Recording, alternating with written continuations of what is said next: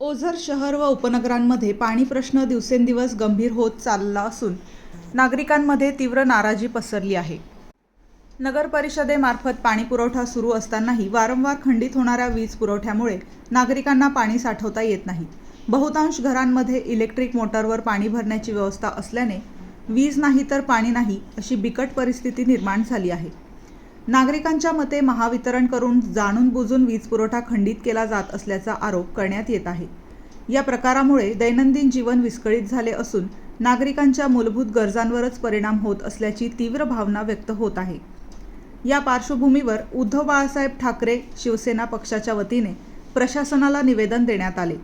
यावेळी पक्षाने आक्रमक भूमिका घेत तत्काळ उपाययोजना करण्याची मागणी केली. अन्यथा तीव्र आंदोलन छेडण्याचा इशाराही देण्यात आला आहे. निवेदनावेळी उपस्थित पदाधिकारी, गटनेते सुनील कदम, शिवसेना नेते कामेश शिंदे, विभाग प्रमुख प्रशांत पगार, सोसायटी सभापती शालिग्राम कदम, शहर प्रमुख नितीन सुरेश काळे, शिवसैनिक संदीप जगझाप तसेच शिवसैनिक उपस्थित होते.